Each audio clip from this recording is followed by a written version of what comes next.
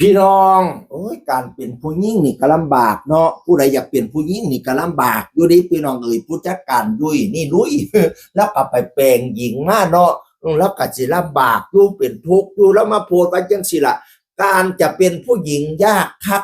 หลังจากแปลงเพศได้5 เดือนมาเริ่มกินฮอร์โมนแล้วก็ท่าฮอร์โมนตามที่หมอสั่งได้3 เดือนตอนนี้ทั้งคาดหน้าตึงไปเบิ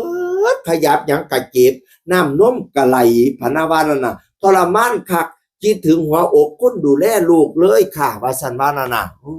เนาะแต่แปลงหญิงมันยากจังสี่เนาะ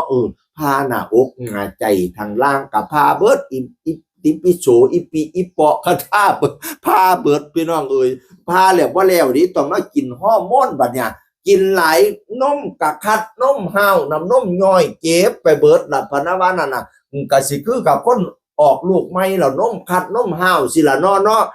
เรากินฮอร์โมนก็สิรู้สึกคือกันลำบากคักกว่าสิได้เปลี่ยนผู้หญิงน่ะพันว่านั่นน่ะโอ้ยจังสี่ละเนาะใจมักไปมักมัน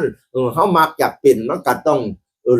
ลำบากแน่บ่แม่นสิเปลี่ยนได้ง่ายๆเด้ผู้ชายสิกลายเป็นผู้หญิงผู้หญิงสิเปลี่ยนผู้ชายเนี่ยก็สิใจฮักหลายเติบล่ะพี่น้องเอ้ยเป็นกำลังใจให้เด้ออีหล่าเอ้ยสู้ๆแม่ใหญ่อึ้งมาสิไปเฮ็ดก็เลยใจออกละมาเป็นตาทรมานคักแท้โอ้ยหน้าอกกินฮอร์โมนก็สิคัดพะนะวะโอ้ยมาย่านเจ็บจริงแท้แม่ใหญ่อึ้งบ่กล้าเฮ็ดแล้วข้างล่างก็ว่าสิไปเฮ็ดก็เอ้ยเว้ยนี่ลุยไว้จักสี่ก็ใจออกแล้วเด้อติดต่อหมอไว้วันบ่แพงดอกมาเฮ็ดโลดว่าซั่นว่าพานม1,400,000อิปิ1,800,000แต่บ่ได้ทำเนี่ยนม1,400,000อิปิ1,800,000แต่บ่ได้บ่เฮ็ดดอกไม่ใช่บ่เฮ็ดดอกสิอดสมอดสาเอาดอกพี่น้องเอ่ยว่าบ่ได้เนาะพี่น้องมันมักไผมักมันลางคนเกิดเป็นผู้ชายเป็นแม่นี่อยากเป็นผู้หญิงลางคนเกิดเป็นผู้หญิงเพิ่นอยากเกิดเป็นผู้ชายจังซี่นะ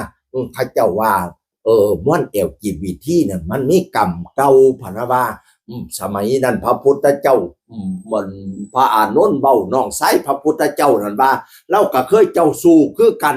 ชาติก่อนๆพุ่นน่ะเราเกิดเป็นผู้ชายแล้วไปเที่ยวโสเภณีอยู่เที่ยเดียวเศษกรรมจากการไปเที่ยวโสเภณีเที่ยเดียวนั้นเฮ็ดให้เราตกนรกบกไปอยู่หลายปีเกิดเป็นสัตว์เดรัจฉานอยู่หลายปีก่อนสิมาเกิดเป็นมนุษย์ชาติได้ก็เกิดเป็นโสเภณีพะนะว่าน่ะไปใช้เศษกรรมเป็นโสเภณีหลุดจากโสเภณีพะนะเกิดเป็นกระเทย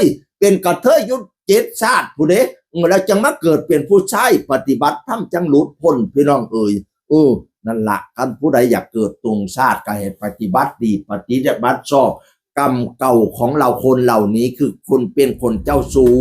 แต่ถ้าคุณยังมาเป็น LGBT เป็นเกย์เป็นควีนเป็นอันนี้อยู่ยังเจ้าชู้เหมือนเดิมอยู่เนี่ยมันก็จะวนลูปอยู่อย่างนี้นะคุณก็จะเป็น LGBT อยู่อย่างนี้อยู่เนียงเนี่ยนะกำพยายามอย่าเจ้าชู้ให้หักเดียวใจเดียวเด้อขันผู้ใดหักเดียวใจเดียวละชาติหน้าในประสงค์อยากเป็นชายกับเป็นประสงค์อยากเป็นยิ่งกับเป็น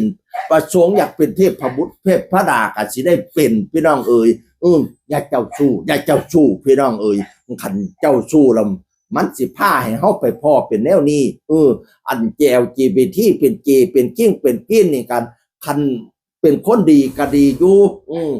ก็เห็นอันส่วนใหญ่เพิ่นก็เป็นคนดีล่ะแต่มีที่เสียอีกอย่างหนึ่งคือกลุ่มคนเหล่านี้บางคนไม่ได้เมาเด้อยังติดความเจ้าชู้มาอยู่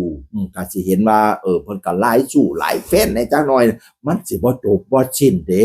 อันนี้ข่อยบ่เว้าเองสุดเจ้าไปนำเบิ่งเลยคำสอนพระพุทธเจ้าคันเป็นคนเจ้าชู้ล่ะสิผลของเจ้าชู้สิเป็นอีหยังเว้าสู่ฟังเสียงคือคนเก่าเว้าสู่ฟังสวัสดีครับ